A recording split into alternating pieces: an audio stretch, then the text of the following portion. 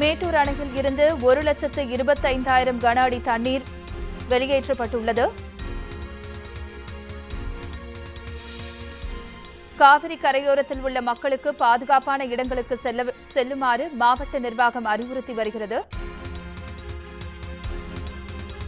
இதுகுறித்த கூடுதல் தகவல்களை தர காத்திருக்கிறார் எமது செய்தியாளர் சரவணன்.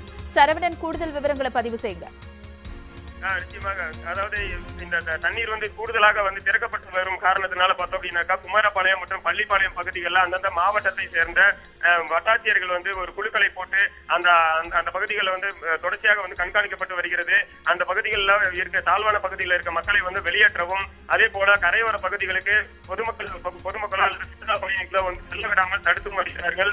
அதிக அளவு தண்ணீர் இந்த இரவு, அதாவது இரவு 6 அல்லது 7 மணிக்குள்ளாக பார்த்தோம் அப்படின்னாக்கா வினாடிக்கு மேட்டூர் அணையில் இருந்து 1,40,000 கனஅடியிலிருந்து வினாடிக்கு 1,50,000 கனஅடி வீதம் தண்ணீர் திறப்பதற்கான ஒரு வாய்ப்பும் ஏற்பட்டிருக்கு. இதன் காரணமாக பார்த்தோம் அப்படின்னாக்கா மேலும் அந்த பகுதி முழுவதுமே ஒரு வெள்ளக்காடாகவே காட்சி அளிக்கும். அதிக அளவுல தண்ணீர் செல்வதால ஏற்கனவே அந்த பகுதி முழுவதுமே வெள்ள அபாய எச்சரிக்கையும் விடுக்கப்பட்டிருக்கு. தொடர்ச்சியாகவே சேலம் மட்டுமல்லாது தொடர்ச்சியாக காவேரி கரை அமைந்துள்ள பகுதி அனைத்து பகுதிகளிலுமே இது போன்ற ஒரு கண்காணிப்பு ஏற்படுத்தப்பட்டு தீவிர கண்காணிப்புல மாவட்ட நிர்வாகங்கள் ஈடுபட்டு இருக்கு.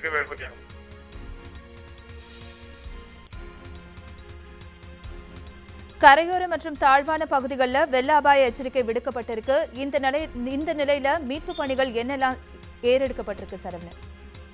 நிச்சயமாக, அதாவது தண்ணீர் அதிக அளவுல சென்று கொண்டிருக்கும் காரணத்தினால கரையோர பகுதிகளில் மீட்பு பணியினர் தயார் நிலையில இருக்காங்க.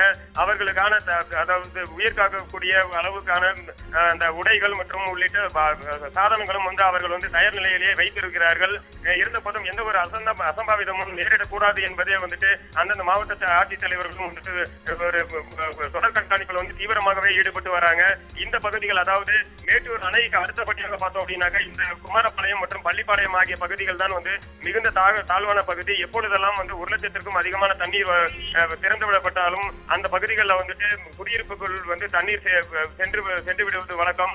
அது போல இந்த தடவையும் 1,00,000க்கும் அதிகமான தண்ணீர், அதாவது இரவு 1,30,000 அல்லது 40,000 கன அடி தண்ணீர் வினாடி திறந்து விடுவதற்கான வாய்ப்பு எட்டியுள்ளது. இதன் காரணமாக அந்த பகுதிகளில் தொடர்ச்சியாக இந்த மீட்பு பணியினர் தொடர்ச்சியாக அவர்களை மீட்கும் பணியில், அதாவது பத்திரப்படுத்தும் பணியில ஈடுபட்டு வராங்க. அந்த பகுதிகளில் இருந்து, அதாவது கரையோரம் வசிக்கும் பகுதிகளில் இருந்து அந்த மக்களை வேறு பகுதிகளுக்கும் மாற்றியுள்ளார்கள். இதே போல வேறு எங்கெல்லாம் கிராம பகுதிகள் இருக்கோ அந்த பகுதிகளுக்கும் காவல்துறையும் தீயணைப்பு துறையினரும் கண்காணித்து வருகிறார்கள். பாதுகாப்பு முகாம்கள் ஏதேனும் அமைக்கப்பட்டிருக்கா சரவணன்?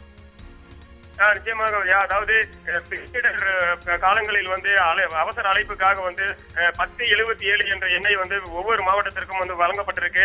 அவசர காலகட்டங்கள்ல அந்த எண்ணெய் இலவசமாக தொடர்பு கொள்ளலாம்.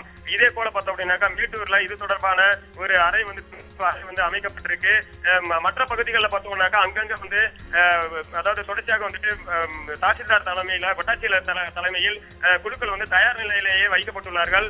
வட்டாட்சியர் அலுவலகங்களிலேயே இவர்கள் எந்த ஒரு சம்பவம் நேரிட்டாலும் உடனடியாக அந்த பகுதிகளுக்கு மீட்பு பணியினரை அனுப்புவதற்கான ஒரு நடவடிக்கையும் மேற்கொள்ளப்பட்டு வருகிறது. கரையோர மற்றும் தாழ்வான பகுதிகளில் சுமார் எத்தனை மக்கள் இருப்பாங்க? அவங்க எல்லாம் அப்புறப்படுத்தப்பட்டிருக்காங்களா, இல்ல அபாய எச்சரிக்கை விடப்பட்டதோடு அப்படியே இருக்கா? தற்போதைய நிலைமை என்னன்னு பதிவு செய்யுங்க சார். அபாய எச்சரிக்கை என்பது தொடர்ச்சியாக காலை முதல் கொண்டு இரவு வரை தொடர்ச்சியாகவே தண்டூரங்கள் மற்றும் அதாவது துண்டறிக்கைகள், அது மட்டுமல்லாது ஒலிபெருக்கிகள் மூலம் பல்வேறு பகுதிகளில் அபாய எச்சரிக்கை விடுக்கப்பட்டுதான் வருகிறது. குறிப்பா சொல்ல போனாக்கா இந்த பவானி, பள்ளிப்பாளையம், குமாரபாளையம் பகுதிகளில் இருந்து கரையோரமாக, அதாவது எளிதில் தண்ணீர் அந்த பகுதிகளுக்கு குடியிருப்புகளுக்குள் செல்வதற்கான ஒரு வாய்ப்பு இருக்கு.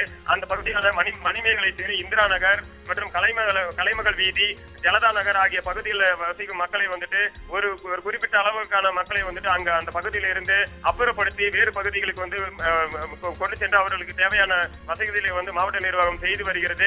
இதே போல வேறு எங்காவது, அதாவது கிராம பகுதிகள் ஏதாவது இருக்கிறதா, அதாவது சாலைகளை எங்கேயாவது துண்டாக ஆவதற்கான ஒரு வாய்ப்பு இருக்கிறதா என்பதையும் தொடர் கண்காணிப்பில் ஆய்வு பணிகளையும் மாவட்ட நிர்வாகம் மேற்கொண்டு வருகிறார்கள். அதாவது சேலம் மற்றும் நாமக்கல் மாவட்டத்தை சேர்ந்த இரு ஆட்சியர்களும் இரு உத்தரவிட்டு அந்த அதிகாரிகளை அந்த பகுதிகளுக்கு அனுப்பியுள்ளார்கள். இதன் தொடர்ச்சியாக இனிவரும் காலங்களில் ஏதாவது தண்ணீர் உள்ளே செல்வதற்கான வாய்ப்பு இருக்கா என்பதையும் அவர்கள் ஆராய்ந்து வருகிறார்கள். சேலம் மாவட்ட ஆட்சியர் இல்ல வேற யாராவது அரசு அதிகாரிகள் இந்த தாழ்வான பகுதிகளில் வந்து பார்வையிட்டாங்களா?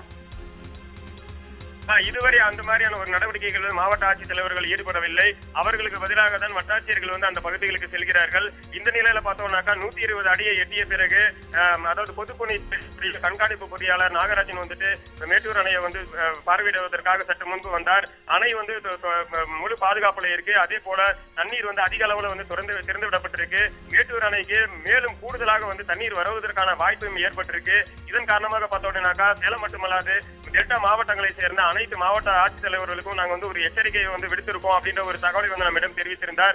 இது வந்து ஏற்கனவே 2-3 நாட்களுக்கு முன்பாகவே அந்த மாவட்ட ஆட்சித்தலைவர்களுக்கு இவர்கள் வந்து பொதுப்பணித்துறை சார்பாக ஒரு எச்சரிக்கை விடுக்கப்பட்டிருக்கிறதாகவும் அவர் வந்து தெரிவித்தார். அதன் அடிப்படையில் அந்த மாவட்ட ஆட்சித்தலைவர்களும் வந்துட்டு அந்தந்த பகுதிகளில் வந்து அதாவது காவிரி கரையோர பகுதிகளில் குழுக்கள் அமைத்து வந்து இந்த மீட்பு பணியினர் மற்றும் காவல்துறையினரை வைத்து அந்த பகுதியில் வந்து கண்காணித்து வருவதாகவும் அவர் வந்து ஒரு தகவலை வந்து வெளியிட்டிருக்கிறார். உதயா, முக்கிய நிகழ்வுகளை அறிந்து கொள்ள காவிரி நியூஸ் யூடியூப் சேனலை சப்ஸ்கிரைப் செய்யுங்கள்.